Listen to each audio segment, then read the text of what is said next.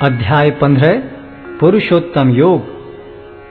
भगवान ने कहा जाता है कि एक शाश्वत अश्वत्थ वृक्ष है जिसकी जड़ें तो ऊपर की ओर हैं और शाखाएं नीचे की ओर तथा पत्तियां वैदिक स्तोत्र हैं। जो इस वृक्ष को जानता है वह वेदों का ज्ञाता है।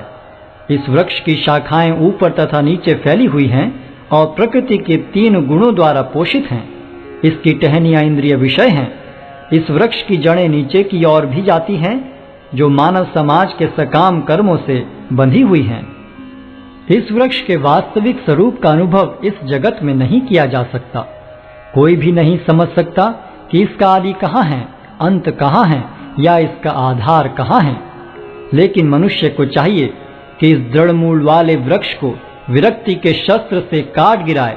तत्पश्चात उसे ऐसे स्थान की खोज करनी चाहिए जहां जाकर लौटना न पड़े और जहां उस भगवान की शरण ग्रहण कर ली जाए जिससे अनादिकाल से प्रत्येक वस्तु का सूत्रपात तथा विस्तार होता आया है।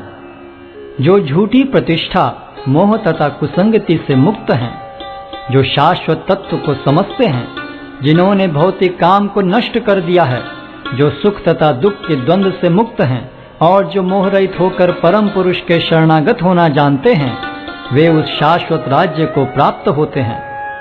वह मेरा परम धाम न तो सूर्य या चंद्र के द्वारा प्रकाशित होता है और न अग्नि या बिजली से। जो लोग वहां पहुंच जाते हैं वे इस भौतिक जगत में फिर से लौट कर नहीं आते। इस बद्ध जगत में सारे जीव मेरे शाश्वत अंश हैं। बद्ध जीवन के कारण वे 6 इंद्रियों से घोर संघर्ष कर रहे हैं जिनमें मन भी सम्मिलित है। इस संसार में जीव अपनी देहात्म बुद्धि को एक शरीर से दूसरे में उसी तरह ले जाता है जिस तरह वायु सुगंधि को ले जाता है। इस प्रकार वह एक शरीर धारण करता है और फिर इसे त्याग कर दूसरा शरीर धारण करता है।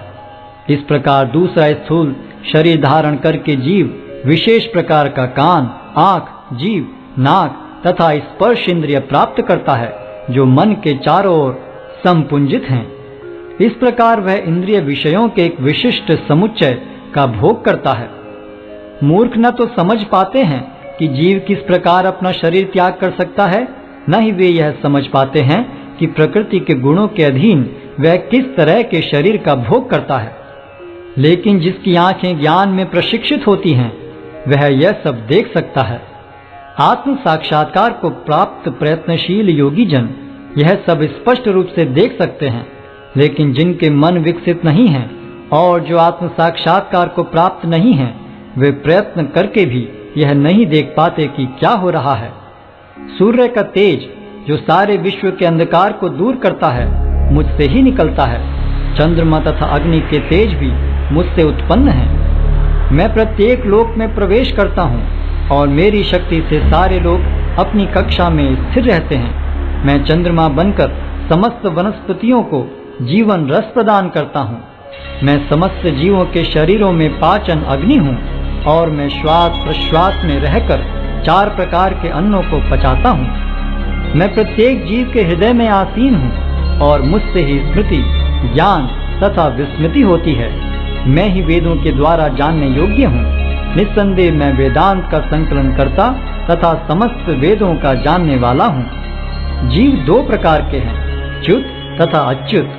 भौतिक जगत में प्रत्येक जीव च्युत होता है और आध्यात्मिक जगत में प्रत्येक जीव अच्युत कहलाता है।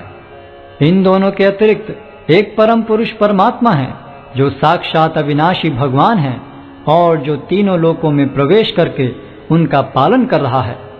चूंकि मैं क्षर तथा अक्षर दोनों के परे हूँ और चूंकि मैं सर्वश्रेष्ठ हूँ, अतएव मैं इस जगत में तथा वेदों में परम पुरुष के रूप में विख्यात हूँ।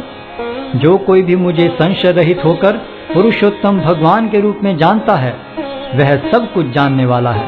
अतएव हे भरत पुत्र, वह व्यक्ति मेरी पूर्ण भक्ति में रत होता है।